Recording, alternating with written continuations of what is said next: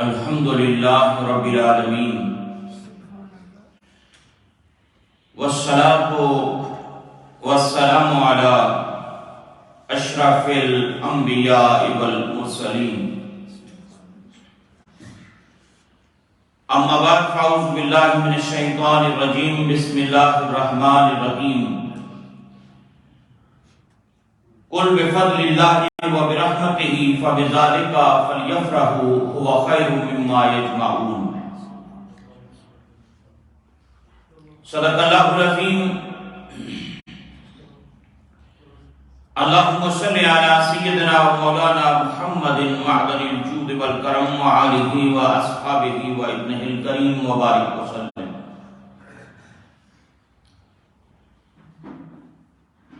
حضرات، اللہ رب العزت کی توفیق اور اس کی عنایت سے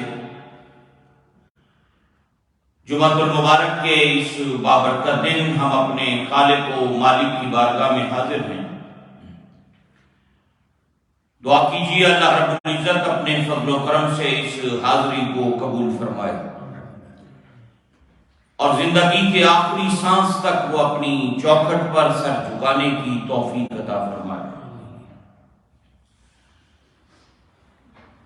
یہ ماہ مبارک ربیع الاول شریف کا، جس میں اللہ رب العزت نے اپنے پیارے محبوب کریم علیہ السلام کی صورت میں اپنی سب سے بڑی نعمت ہمیں عطا فرمائی۔ اس میں کوئی شک و شبہ نہیں کہ اس کائنات میں اللہ کا سب سے بڑا فضل اور اللہ کی سب سے بڑی نعمت وہ رسول اللہ صلی اللہ علیہ وسلم کی ذات ہے، اور امت مسلمہ نبی پاک علیہ السلام کے صحابہ سے لے کر آج تک اس عظیم نعمت کے ملنے پر رب کا شکر ادا کرتی چلی آئی ہے۔ یہ جو ہمارے ہاں محافل ذکر رسول صلی اللہ علیہ وسلم سجائی جاتی ہیں، محافل میلاد کا اہتمام ہوتا ہے، یا سیرت النبی صلی اللہ علیہ وسلم کی کانفرنسز یا جلسے یا محافل ہوتی ہیں، ان سب کا مقصد یہ ہے کہ ہم نبی پاک علیہ السلام کے شمائل، فضائل، کمالات، معجزات، آپ کے محاسن، آپ کی سیرت اور آپ کی مبارک زندگی،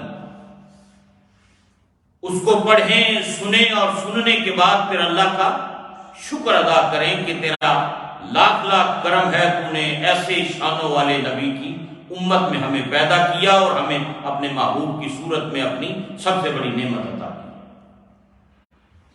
یہ اس چیز کا مقصد ہے، پرپز ہے محافل میلاد کا،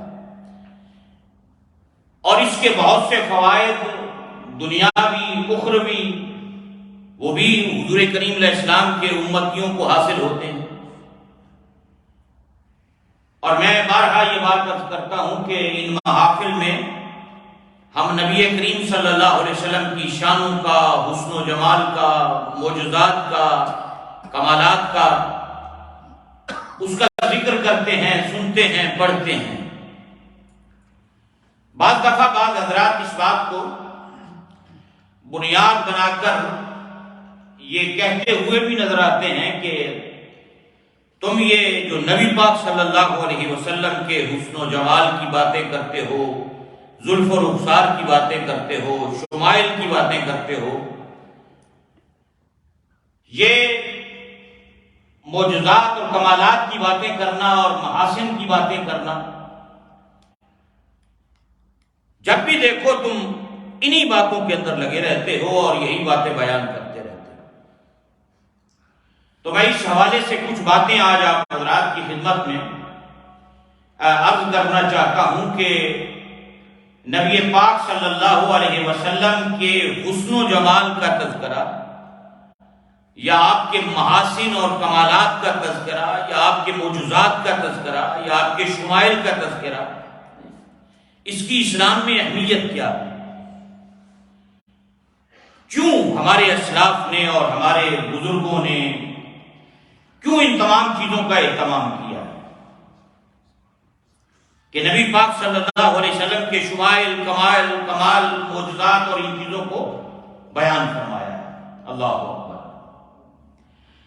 اس حوالے سے چند باتیں جو ہیں وہ میں آپ حضرات کی خدمت میں آج جمعہ المبارک کے اجتماع میں عرض کرنا چاہتا ہوں کہ شریعت ہمیں یہ کہتی ہے کہ ہمیں اس بات کا علم ہونا چاہیے، اور اس پر قرآن و حدیث اور پھر ائمہ امت کی بے شمار تصریحات اور ان کی گفتگو، ان کی تحریریں اس پر موجود ہیں۔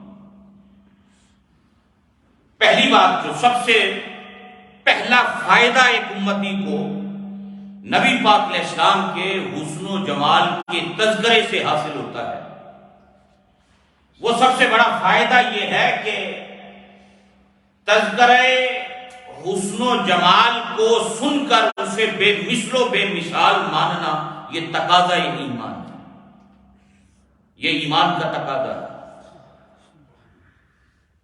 اور بندے کا ایمان تقویت حاصل کرتا ہے، مضبوط ہوتا ہے، کامل ہوتا ہے، جب وہ نبی پاک صلی اللہ علیہ وسلم کے شمائل، معجزات اور کمالات کو سنتا ہے۔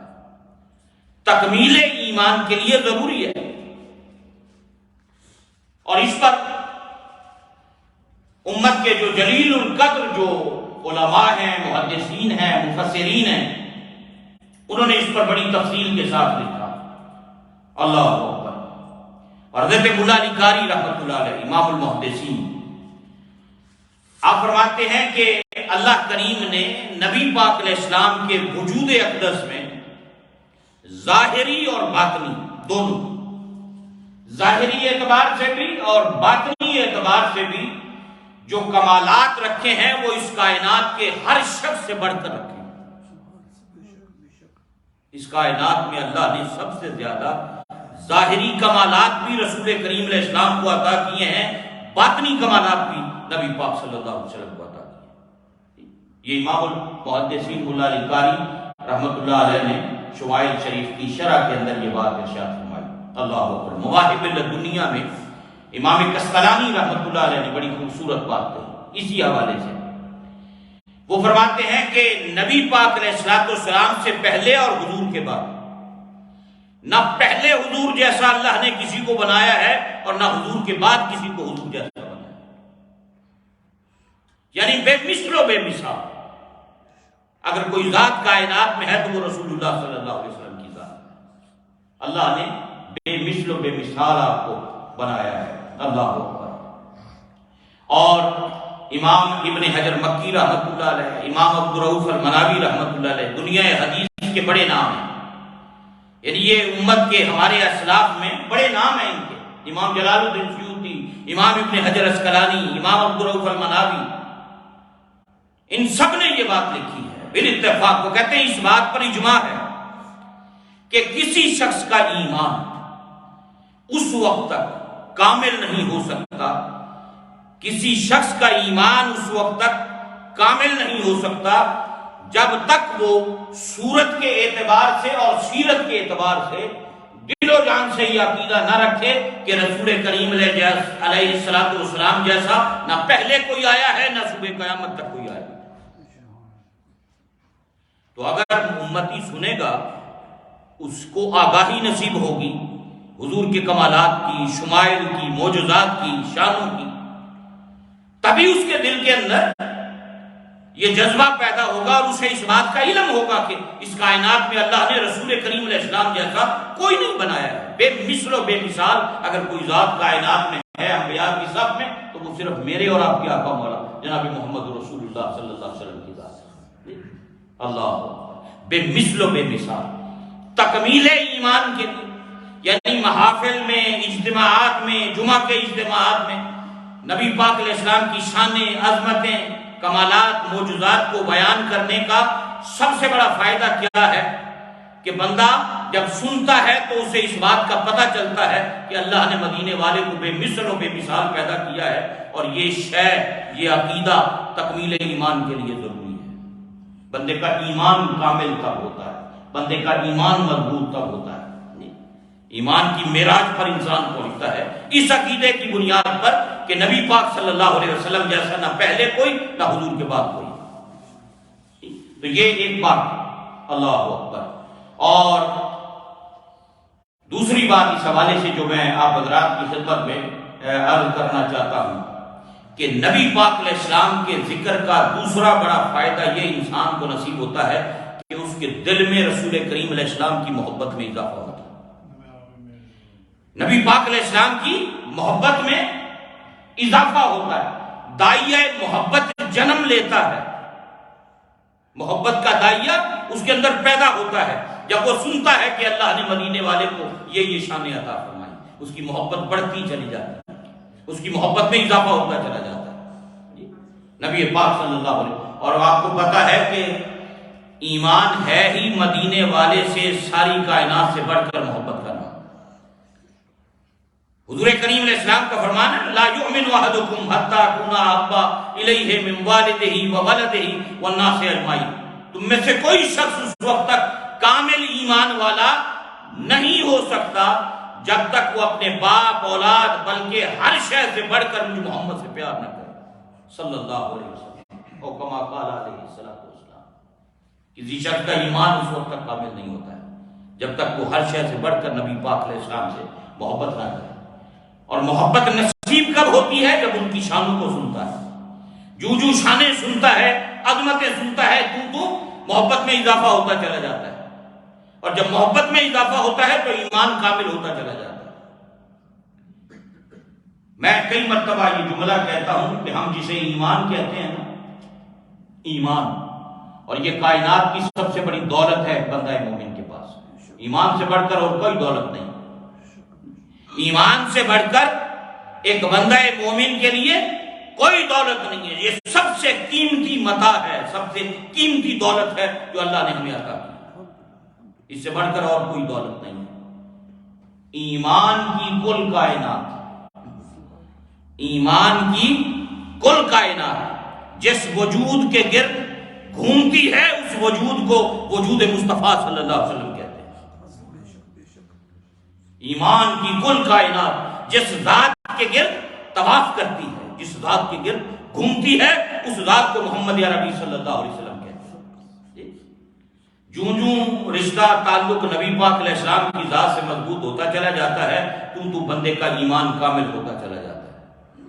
تو یہ ایک دوسرا بڑا فائدہ نبی پاک صلی اللہ علیہ وسلم کے حسن و جمال کے تذکرے اور میرے آقا کریم علیہ السلام کے محاسن کمالات کو سننے کا یہ انسان کو نصیب ہوتا ہے کہ اس کے اندر محبت، سچی محبت صادقہ وہ پیدا ہوتی ہے۔ جب وہ سنتا ہے محبت صادقہ جو ہے وہ اسے نصیب ہوتی ہے، اور جوں حضور کریم علیہ السلام کی معرفت اور محبت اسے نصیب ہوتی چلی جاتی ہے تو اس کے محبت میں اضافہ بھی ہوتا ہے، اور نبی پاک علیہ السلام کی ذات کے ساتھ اس کا جو تعلق ہے ایمان والا وہ بھی مضبوط ہوتا ہے۔ یعنی یہ ایسا ہی نہیں ہے، لوگ بات دفعہ ایسا ہی ہے جدو ویکھو جی اے نبی پاک کی گلاں کرتے رہتے، بھائی ان باتوں کا فائدہ، اس کے پیچھے ایک پوری داستان ہے، اس کے پیچھے علماء امت کی تصریحات ہیں، ان کے کلام ہیں، ان کی تحریریں ہیں، جن کی زندگیاں حدیث رسول پڑھتے پڑھاتے گزری ہیں، انہوں نے اس پر بڑا کام کیا ہے۔ نبی پاک صلی اللہ علیہ وسلم کی شمائل، کمالات اور معجزات کے بیان کے بعد میں شمائل ترمذی، امام ترمذی رحمۃ اللہ علیہ کی کتنی مشہور کتاب ہے، کتنی اس کی شروحات لکھی گئی ہیں، یعنی شمائل رسول صلی اللہ علیہ وسلم پر یہ پوری عظیم کتاب ہے امام ترمذی رحمۃ، جس میں پورا سراپا رسول کریم صلی اللہ علیہ وسلم کا بیان ہے۔ اور میں نے کل بھی یہاں جمعرات کے بیان میں بھی یہ بات عرض کی تھی کہ میرے اور آپ کے آقا مولا جناب محمد رسول اللہ صلی اللہ علیہ وسلم وہ عظمتوں والے نبی ہیں، رسول ہیں، جن کے جسم کے اعضاء کا قرآن نے ذکر کیا ہے۔ رسول اللہ کے ہاتھوں کا ذکر، حضور کی آنکھوں کا ذکر، حضور کے کانوں کا ذکر، حضور کی سماعت کا ذکر، حضور کے دیکھنے کا ذکر، حضور کے پکڑنے کا ذکر، حضور کے پھینکنے کا ذکر، رسول اللہ کے چلنے کا ذکر، یعنی جسم کے ان اعضاء کا تذکرہ قرآن نے کیا ہے۔ اللہ کی بارگاہ میں کیا مقام اور مرتبہ ہے رسول کائنات صلی اللہ علیہ وسلم۔ پورے قرآن میں کہیں نام لے کر مخاطب نہیں کیا اللہ کریم نے نبی پاک علیہ السلام، ورنہ وہ انبیاء کو جب خطاب کرتا ہے یا ابراہیم، یا موسیٰ، یا عیسیٰ، یا داؤد، یا زکریا، لیکن کسی جگہ یا محمد کہہ کر قرآن میں اللہ رب العزت نے خطاب نہیں، بلکہ جہاں بھی کہا کہیں یاسین کہا، کہیں طٰہٰ کہا، کہیں مزمل کہا، کہیں مدثر کہا، نبی پاک علیہ السلام کی شانیں بیان کی ہیں اللہ تعالیٰ۔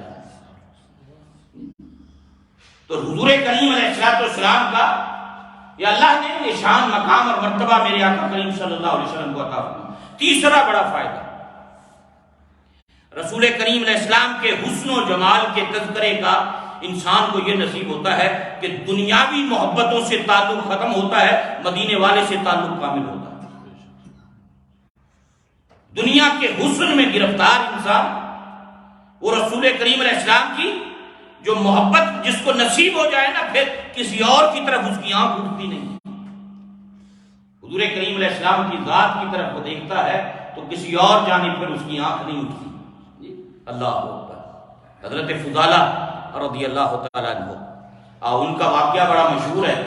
یہ کسی عورت کی محبت میں گرفتار تھے اور راتوں کو کئی کئی گھنٹے اس سے باتیں کرتے رہتے، لیکن جب قبول اسلام کیا، کہا میرے دل میں نفرت تھی، میں پیچھے پیچھے طواف کر رہا تھا نبی پاک علیہ السلام کے، اور میرے دل میں ارادہ تھا، خنجر میرے پاس تھا کہ آج میں کام تمام کر دوں گا، معاذ اللہ قتل کر دوں گا، یہ مسئلہ ہی ختم ہو جائے عرب کے اندر۔ تو اس نیت سے قریب آئے نبی پاک علیہ السلام کے، جب بالکل قریب آ کر پہنچے، حضور نے اس طرح مڑ کے دیکھا، فرمایا فضالہ تیرے دل میں کیا ہے؟ کہا میں اللہ کو یاد کر رہا ہوں۔ فرمایا جھوٹ بولتے ہو؟ استغفر اللہ۔ اور پھر ساتھ ہی اپنا رحمت والا ہاتھ مصطفیٰ نے اس طرح سینے پر رکھ کر کہا، اللہ اس کے دل سے گناہوں کے ارادے کو ختم کر دے۔ فضالہ کہتے ہیں بس ہاتھ لگا کر جب دعا دی نا، تو ہاتھ لگانے سے پہلے مجھے سب سے زیادہ نفرت تھی سرکار سے، اور جب ہاتھ لگا تو اب کائنات میں ایک لمحے میں، ایک منٹ سیکنڈ کے اندر دنیا ایسی بدلی کہ اگر کائنات میں سب سے زیادہ محبت تھی تو وہ رسول کریم علیہ السلام کی ذات۔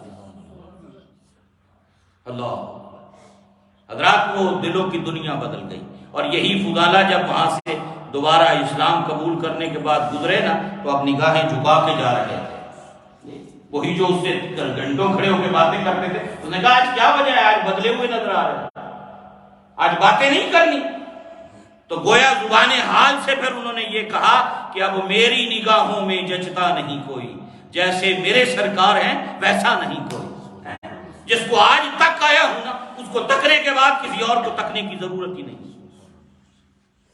حضور کریم علیہ السلام کی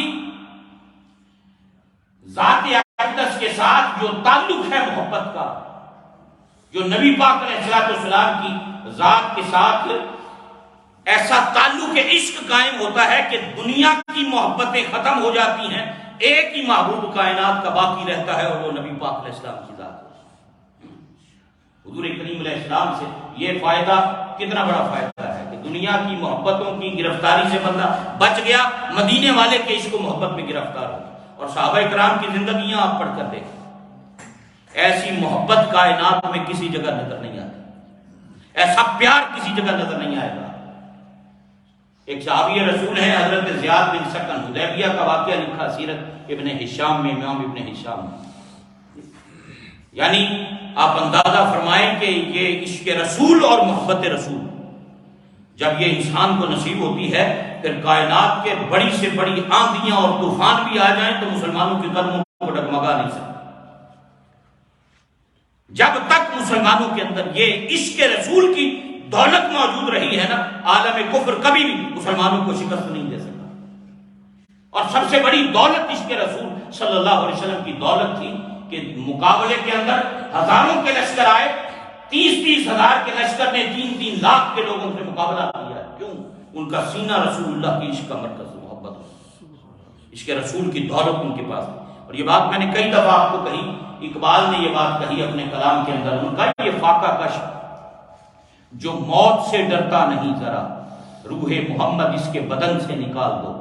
اگر مسلمان کو شکست دینی ہے تو اس کے سینے سے رسول اللہ کا عشق نکالنا ہوگا۔ جب تک عشق رسول ہے، دنیا کی کوئی طاقت مسلمان کو شکست نہیں دے سکتی۔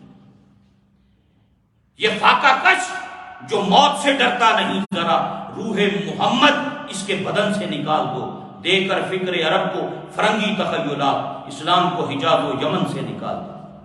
اور ہیلا گرانے غرب کا ہے فیصلہ یہی اسلامیوں کو ان کے وطن سے نکال کر، ان کا ایک ہی طریقہ ہے، مسلمان کو اگر شکست دینی ہے تو رسول اللہ سے ان کا تعلق کمزور کرنا، حضور کی ذات پہ، اسی لیے حملے حضور کی ذات پہ کرتے ہیں۔ لیکن جب سینوں میں جو عشق رسول ہے نا، یہ رسول کریم علیہ السلام کی محبت ہے جو، اور پھر اقبال نے ایک تماچا مارا ان کے منہ پر، دیار فرنگ میں بسنے والوں کو ایک آئینہ دکھایا اقبال نے، اور اقبال نے ایک بہت بڑی بات کی جو میں آپ حضرات کی خدمت میں اس وقت عرض کر رہا ہوں، وہ خلاصہ اس کا یہی ہے کہ نبی پاک صلی اللہ علیہ وسلم کے محاسن، کمالات، معجزات، شمائل، عظمتیں، شانیں، ان کو بیان کرنے کا سب سے بڑا فائدہ ایک امتی کو یہ نصیب ہوتا ہے کہ اس کا دل دنیاوی محبتوں سے کٹ جاتا ہے، مدینے والے کی محبت میں گرفتار ہو جاتا ہے۔ اور اقبال نے یہ بات کہی اپنے شعر کے اندر، اقبال نے کہا فرنگیوں کو مخاطب کر کے کہ خیرہ نہ کر سکا مجھے جلوائے دانشور، میری آنکھوں کو فرنگیوں تمہارے جلوے اندھا نہیں کر سکے، تمہاری چکا چوند اندھا نہیں کر سکی، تمہاری آزادی میری آنکھوں کو اندھا نہیں کر سکی، تمہاری چکا چوند اور تمہاری روشنیاں اور تمہاری ترقیاں یہ میری آنکھوں کو اندھا نہیں کر سکی ہیں، خیرہ نہ کر سکا مجھے جلوائے دانشور، کیوں؟ سرما ہے میری آنکھ کا خاک مدینہ و نجف، میری آنکھ میں مدینے اور نجف کی خاک کا سرما لگا ہوا ہے، تمہاری روشنیاں وہ میری آنکھوں کو اندھا نہیں کر سکتی، میں نے گنبد خضرا کے مکی کی محبت کا چراغ اپنے سینے میں روشن کر رکھا ہے۔ تو یہ کتنا بڑا فائدہ ہے جو ایک بندہ مومن کو نصیب ہوتا ہے۔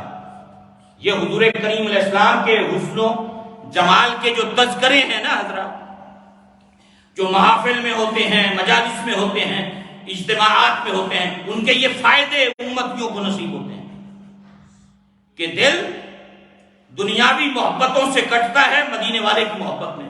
اللہ اکبر۔ اور حضرات حضرت زیاد بن سکن سیرت ابن ہشام میں ان کا واقعہ لکھا امام ابن ہشام نے کہ یہ حدیبیہ میں نبی پاک علیہ السلام، اس وقت چونکہ کفار کا سارا دور حضور کریم علیہ السلام کی ذات کی طرف تھا، وہ ہمیشہ کوشش کرتے تھے کہ کسی طرح سرکار کو نقصان پہنچے، بھئی یہ جب تک موجود ہیں اس وقت تک کچھ ہم کامیاب نہیں ہو سکتے، تو کسی طرح ان کو معاذ اللہ ختم کیا جائے۔ تو آپ باہر تشریف لائے اور آپ نے کھڑے ہو کر فرمایا کون ہے آج جو میرے خیمے کے دروازے پر پہرے داری کرے گا؟ حضرت زیاد بن سکن کھڑے ہو گئے، پتلے دبلے پتلے کمزور سے نوجوان تھے، کھڑے ہو گئے، انہوں نے کہا حضور میں ڈیوٹی کروں۔ آپ نے فرمایا بیٹھ جاؤ۔ پھر آپ نے پوچھا آج کون ہے جو میرے خیمے کے دروازے پہ کھڑے ہو کر پہرے داری کرے اور اس بات کا وعدہ کرے مجھ سے کہ اپنی زندگی کے آخری سانس تک کسی دشمن کو قریب نہیں آنے دے؟ پھر کھڑے ہو گئے، حضور نے پھر بٹھا دیا، تیسری مرتبہ پھر سرکار نے پوچھا، پھر کھڑے ہو گئے، فرمایا اچھا آؤ، یہ آ گئے اور نبی پاک علیہ السلام کی بارگاہ میں ان کا جو میں وعدہ کرتا ہوں آخری سانس تک عبادت کے لیے کھڑا رہوں گا، ڈیوٹی دوں گا، گھبرائے نہیں آپ، میں کمزور ہوں لیکن میں وعدہ پورا کروں گا آپ کے ساتھ۔ آپ نے تلوار دی ان کو، فرمایا لو یہاں ڈیوٹی کرو، اور وہ ڈیوٹی کرتے رہے۔ دشمن تیر مارتے تھے، نیزے پھینکتے تھے، جدھر سے بھی حملہ ہوتا ڈھال ٹوٹ گئی اور چیز کچھ نہیں تھی، یا اپنا جسم آگے کر دیتے، دشمن کا تیر آتا زیاد بن سکن اپنا جسم آگے ڈھال کے طور پہ کہ تیر مجھے تو لگ جائے مدینے والے کے خیمے کی طرف نہ جائے۔ کائنات میں ایسی محبت کہیں نہیں ملتی جو رسول اللہ کے صحابہ کی سیرت اور زندگیوں سے ہمیں نظر آتی ہے۔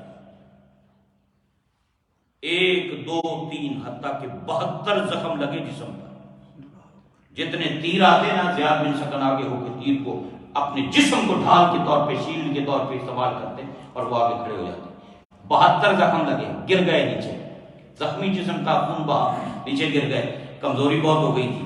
صحابہ دوڑے، حضرت طلحہ حضرت زبیر انہوں نے آپ کو اٹھایا اور خیمے کی طرف لے جانے لگے، تو ابھی سانس چل رہے تھے، کمزوری تھی، گرے تھے زخمی ہو کر۔ ان کا کہاں لے جا رہے ہو؟ کہا تمہیں زخمیوں کے خیمے میں لے جا رہے ہیں، وہاں جا کر تمہیں مرہم پٹی کرتے ہیں۔ انہوں نے فرمایا کہ نہیں، مجھے مرہم پٹی کی ضرورت نہیں، تم ایسا کرو یہ کسی سہارا دے کر کسی چیز کا مجھے کھڑا کر دو کہ میں نے آخری سانس تک رسول اللہ کی چوکھٹ پہ کھڑے رہنے کا وعدہ کیا، میں اس وقت تک خیمے کو نہیں چھوڑ سکتا جب تک میری زندگی کی سانس چل رہی، میں نے سرکار سے وعدہ کیا اس بات۔ انہوں نے کہا کہ تو زخمی ہے، تیری مرہم پٹی کرتے ہیں، تو ٹھیک ہو جانا پھر آ جانا. ان کا نہیں، مجھے کھڑا کرو. اور وہ رسی کا سہارا، لکڑی کا سہارا دے کے ان کو پھر کھڑا کیا. تلوار ہاتھ میں پکڑی ہوئی ہے اور زخمی جسم ہے اور کھڑے ہوئے وہاں پر. یہ کون سی شے ہے؟ یہ کیا چیز ہے؟ اسے عشق رسول کہتے ہیں. کیوں؟ صحابہ کائنات کی ہر شے سے بڑھ کر رسول اللہ سے محبت کیا کرتے ہیں. حضرات، بندے کا ایمان کامل تب ہوتا ہے جب وہ ہر شے سے بڑھ کر، اولاد سے بڑھ کر، ماں باپ سے بڑھ کر، دنیا کی ہر شے، ہر انسان سے بڑھ کر جب تک وہ رسول اللہ سے پیار نہ کرے اس کا ایمان کامل نہیں ہوتا. حتیٰ کہ 93 روایت میں 93 زخم لگے اور پھر نیچے گر گئے. تو جب نیچے چیخ مار کے گرے تو حضور کریم علیہ السلام باہر تشریف لائے اور آپ زمین پہ بیٹھے. سرکار ان کا سر اٹھا کر حضور نے اپنی جھولی میں رکھا. بہت زخمی تھے، خون بہ رہا تھا، آخری وقت تھا. حضور نے ان کا، حضرت زیاد بن سکن کا سر اپنی جھولی میں سرکار نے اس طرح رکھا اور دیکھنے میں تکلیف ہو رہی تھی، خون لگا ہوا تھا، آنکھیں کھولنی مشکل ہو رہی تھی. حضور نے اپنا ہاتھ رکھ لیا اس طرح ان کی آنکھوں پر. وہ آنکھیں کھولنا چاہتے تھے لیکن تکلیف تھی، حضور نے ہاتھ رکھ دیا تاکہ ان کو تکلیف نہ. تو آہستہ آواز میں عرض کی کہ یا رسول اللہ صلی اللہ علیہ وسلم، مہربانی فرمائیں اپنا ہاتھ ہٹا دیں، یہ میرا آخری وقت ہے. رب نے پوچھا کہ دنیا سے آتے ہوئے کیا کر رہا تھا؟ میں کہہ سکوں گا تیرے محبوب کے چہرے کی زیارت کر رہا تھا، میں تیرے محبوب کے چہرے کو تک رہا تھا. حضور اپنا ہاتھ ہٹا لیجیے. حضور نے ہاتھ ہٹایا. آہستہ آواز میں، کمزوری تھی، آخری وقت تھا، روح پرواز کرنے والی تھی. کہا یا رسول اللہ گواہ رہنا، میں نے آپ سے کیا ہوا وعدہ پورا کر دیا. آقا میں نے آپ سے کیا وعدہ نبھا دیا. میں نے آخری سانس تک کھڑے رہنے کا وعدہ کیا تھا، میں نے پورا کر دیا. نبی پاک کی آنکھوں میں آنسو تھے. فرمایا زیاد، تو نے مجھ سے کیا ہوا وعدہ پورا کیا ہے. میرے رب نے میرے ساتھ ایک وعدہ کیا تھا، اللہ نے بھی اس وعدے کو پورا کر دیا. وہ وعدہ اللہ نے بھی پورا کر دیا. یہی جملے زبان پر تھے. حضور کی جھولی میں سر تھا. کائنات کا کتنا خوشبخت انسان ہے جس کی روح پرواز کر رہی تھی مدینے والے کی جھولی کے اندر، جس کا سر رسول اللہ کی جھولی میں تھا اور جب ملک الموت ان کی روح لے کر رب کی بارگاہ میں جا رہے تھے. اس سے بڑی کیا سعادت؟ حضور کا مبارک ہاتھ ان کے سر پہ تھا، نگاہ نبوت انہیں تک رہی تھی. اور جب ان کی روح نکلی نا، حضور نے آنکھیں بند کی. صحابہ کھڑے تھے ساتھ اس طرح. حضور نے اپنے صحابہ کو فرمایا مخاطب کر کے، میرے اس غلام کا دنیا سے جانے کا منظر دیکھا؟ میرا یہ غلام اب دنیا سے گیا، روح پرواز، دیکھا یہ منظر؟ آقا دیکھا. فرمایا میں نگاہ نبوت سے دیکھ رہا تھا جب زیاد کی روح اس کے جسم کا ساتھ چھوڑ رہی تھی، اللہ نے اس کی روح کے استقبال کے لیے جنت کے 8 دروازوں کو کھول دیا. میں نگاہ نبوت سے دیکھ رہا تھا. حضرات، یہ وہ دولت ہے عشق رسول صلی اللہ علیہ وسلم کی جو صحابہ کو اللہ نے عطا کی تھی، جن سینوں کو رسول اللہ کی محبت کے لیے اللہ نے پسند کیا تھا، منتخب کیا. تو حضور کریم علیہ السلام کی محبت، نبی پاک علیہ السلام کا عشق، یہ اگر نصیب ہوتا ہے تو ان محافل مجالس میں بیٹھنے سے نصیب ہوتا ہے جہاں مصطفیٰ کی شانیں بیان ہوں، جہاں مصطفیٰ کی عظمتیں بیان ہوں، جہاں مصطفیٰ کے کمالات بیان ہوں، جہاں آپ کے محاسن معجزات بیان ہوں، آپ کی ولادت کے تذکرے کیے جائیں گے ان محافل. اور ان محافل کو ہم محافل ذکر رسول صلی اللہ علیہ وسلم کہتے ہیں.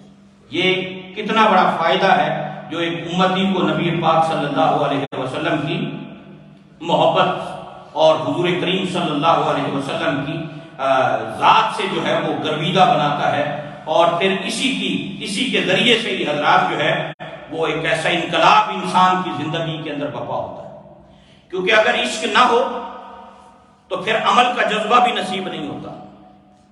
اور اس محبت عشق کا ایک فائدہ یہ نصیب ہوتا ہے کہ جس کو سچا عشق نصیب ہو جائے نا، پھر وہ قدم قدم پر، وہ ہر لمحہ، وہ ہر گھڑی اپنے ہر کام کو دیکھتا ہے اور اس میں اپنے محبوب کی رضا کو شامل کرتا ہے. ہر کام کرنے سے پہلے دیکھتا، سوچتا ہے کہ یہ جو میں کرنے لگا ہوں اس میں میرے مصطفیٰ کریم علیہ السلام کا طریقہ کیا تھا، اس میں رسول اللہ کی سنت کیا ہے، اس میں حضور کریم علیہ السلام کی تعلیمات کیا ہے. یعنی اس محبت کے نتیجے میں جو اطاعت اور اتباع کا جذبہ پیدا ہوتا ہے وہ بے مثل و بے مثال ہوتا ہے. محبت سچی ہو تو پھر اطاعت اور اتباع رسول صلی اللہ علیہ وسلم جو ہے وہ ایسی نصیب ہوتی ہے کہ بندہ 24 گھنٹے اس فکر میں رہتا ہے کہ میں زندگی اسی طرح گزاروں جس طرح مدینے والے نے گزاری ہے، میری زندگی کے صبح و شام اسی طرح بسر ہوں جس طرح نبی پاک صلی اللہ علیہ وسلم۔ یہ قرآن حکیم نے کہا نا، قل ان کنتم تحبون اللہ فاتبعونی، اے حبیب صلی اللہ علیہ وسلم آپ ان سے کہہ دیجئے کہ اگر تم خدا سے محبت کا دعویٰ کرتے ہو نا تو پھر کیا کرو، فاتبعونی، میری اتباع کرو، فاتبعونی، میری اتباع کرو، اور میری اتباع کا پھر انعام اور صلہ کیا تمہیں نصیب ہوگا، یحببکم اللہ، جو ساری کائنات کا رب ہے، مالک ہے، وہ تمہیں اپنا محبوب بنا لے گا، وہ تمہیں اپنا محبوب بنا لے گا۔ یہ اطاعت اور اتباع کا انعام بندے کو نصیب ہوتا ہے، رب اس بندے کو محبوب بناتا ہے۔ جی ایک لفظ آپ سنتے ہیں اطاعت، اور ایک لفظ سنتے ہیں اتباع۔ اطاعت سے اگلا درجہ ہے اتباع کا۔ میں سادے سے لفظوں میں آپ حضرات کو باتیں جو ہیں وہ عرض کرتا ہوں۔ اطاعت ہے کہ کسی چیز کا حکم دیا کرو، کرنے لگ جاؤ، جس چیز سے منع کر دیا منع ہو جاؤ، جو حکم دیا ہے وہ کرتے چلے جاؤ، جس سے روک دیا ہے اس سے رک جاؤ۔ وہ جو حکم دیا یہ کرنا ہے، بندہ کرنا شروع ہو گیا، جس سے منع کر دیا وہ منع کر دیا۔ علماء کہتے ہیں جو اتباع ہے یہ اس سے اگلا درجہ ہے کہ بعض ایسی بھی چیزیں ہیں جن کو کرنے کا حکم تو نہیں دیا لیکن محبوب نے کی ہیں، حکم نہیں دیا، کو فرض واجب نہیں ہے، مستحب، وہ نہ ایسی چیزیں ہیں کہ جن پر شریعت کا مدار ہے، عام زندگی کے معاملات ہیں، حکم نہیں دیا، لیکن محب یہ دیکھتا ہے کہ میرے محبوب نے بس یہ کیا ہے تو مجھے اس سے غرض نہیں کہ کیوں کیا ہے، چونکہ محبوب نے کیا ہے اس لیے میں محبوب کی سنت کو ادا کر رہا ہوں۔ میں اس کی ایک مثال حضرت عبداللہ ابن عمر رضی اللہ تعالیٰ عنہ کی آپ کی خدمت میں عرض کرتا ہوں۔ حضرت عبداللہ ابن عمر جو تھے نا، انہوں نے نبی پاک علیہ السلام کے ساتھ حج کیا، اور اس حج کے دوران یہ سفر میں ساتھ رہے سرکار کے۔ تو ایک جگہ سفر کے دوران نبی پاک صلی اللہ علیہ وسلم گزرے تو ایک درخت تھا، اس درخت کے ٹہنیاں نیچے تھیں، جب سواری وہاں سے گزرنے لگی تو حضور نے سر انور نیچے کر لیا۔ آپ بھی دیکھتے ہیں کسی جگہ سے آپ جا رہے ہیں، وہ درخت ہے نیچے ہوا ہے، ٹہنیاں شاخیں نیچے ہیں، آپ تھوڑا جھک کے گزر جاتے ہیں۔ تو حضرت عبداللہ ابن عمر سرکار کے ساتھ تھے، دیکھ رہے تھے، اور وہ گزر گئے وہاں سے، اسی طرح گزر کے چلے گئے۔ بعد میں خود کبھی کئی سالوں بعد پھر حج کے لیے جا رہے تھے، اب وہاں پر ٹہنیاں تو نیچے نہیں تھیں، لیکن جب یہ وہاں سے گزرے تو نیچے ہو کے گزرے۔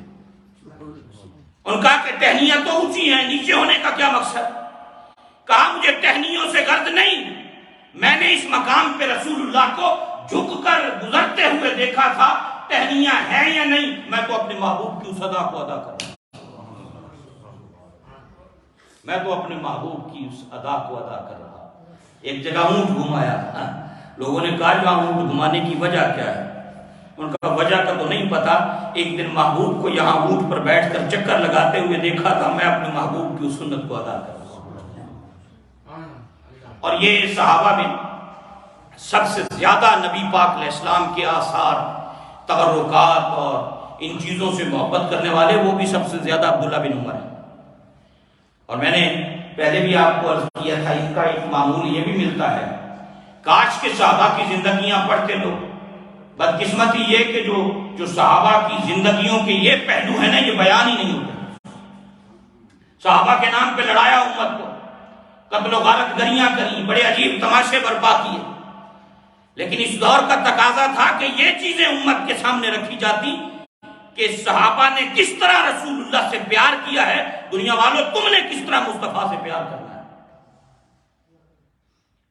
حضرت عبداللہ بن عمر نے یہ پانی کا مشق ساتھ رکھتے تھے کئی دفعہ، تو مدینہ منورہ میں نا درختوں کو پانی دیتے تھے، تو درختوں کو پانی دینا، لوگوں نے کہنا یہ درختوں کو پانی دیتے رہتے ہو کیوں؟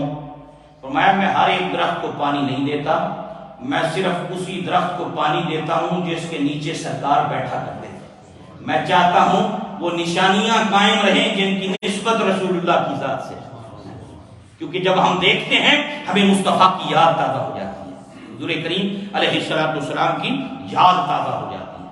تو حضرات یہ سب سے بڑا فائدہ نبی پاک علیہ السلام کے محاسن، کمالات، معجزات، خصائص، عظمتیں، شانیں، ان کو بیان کرنے کا سب سے بڑا فائدہ یہ نصیب ہوتا ہے کہ انسان کا کنیکشن محبت و عشق کا صاحب گنبد خضرا کے ساتھ مضبوط ہوتا ہے، اور جو یہ مضبوط ہوتا ہے تو ایمان مضبوط ہوتا ہے، اور جب ایمان مضبوط ہوتا ہے اور پھر وہ ایسا انقلاب اس کے اندر برپا ہوتا ہے، ایسا اطاعت اور اتباع کا جذبہ اس کے اندر آتا ہے کہ وہ ہر عمل اپنا دیکھتا ہے کہ میں یہ بھی کام کروں تو نبی کی سنت کے مطابق، یہ بھی کام کروں تو حضور کی سنت کے مطابق، یہ بھی کام کروں تو رسول اللہ علیہ السلام کے طریقے کے مطابق۔ ایک عظیم انقلاب کا ذریعہ رسول اللہ کا عشق و محبت اس کے لیے بنتا ہے۔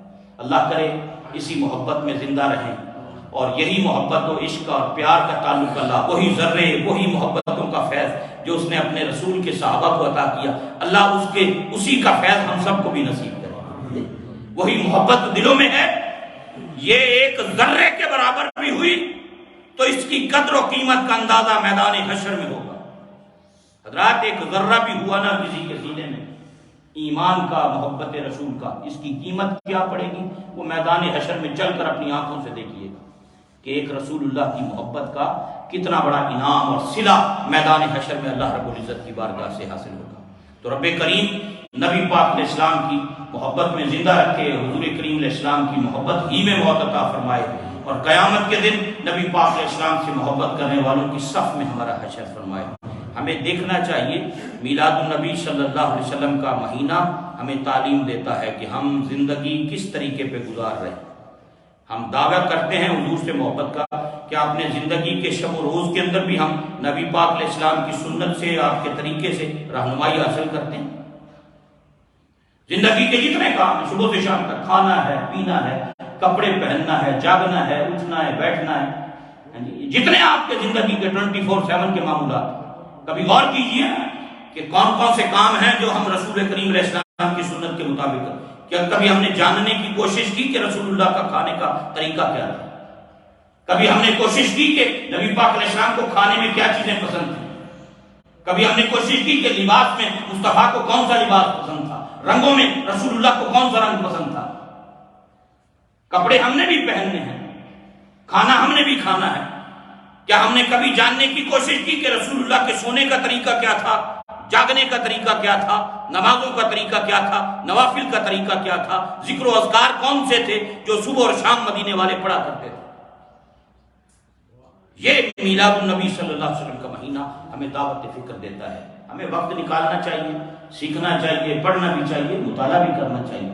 دنیا کے سارے کام اسی طرح چلتے رہیں گے، لیکن یہ ساری چیزیں سوال ہوں گی، پوچھا جائے گا میں نے اتنی بڑی نعمت محبوب کی عطا کی تھی، قدر کی تھی اس کی؟ ہر نعمت کے بارے میں پوچھا جائے گا، جو سب سے بڑی نعمت ہے اس کے بارے میں سوال نہیں ہوگا۔ میں جڈے لا لے سن کافی ہو گیا، میں جلوس کٹ لیا سی بس بڑا سی، میں نعرے مارے، میں نے بس اتنا کر لیا تھا بس کافی ہے، نہیں۔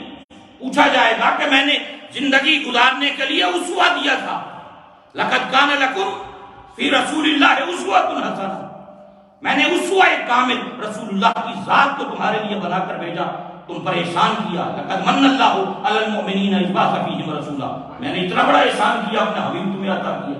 اس نعمت کی قدر کتنی کی، اس کی تعلیمات پہ عمل کتنا کیا، اس کی سیرت کو اپنایا کتنا، یہ پوچھا جائے گا سر۔ اللہ ہمیں نبی پاک علیہ السلام کی تعلیمات پر عمل کی توفیق عطا فرمائے۔ انشاءاللہ باقی باتیں آئندہ جمعۃ المبارک میں کریں گے۔ وما علینا الا البلاغ المبین۔ بہت سے حضرات نے دعاؤں کے لیے کہا، یہ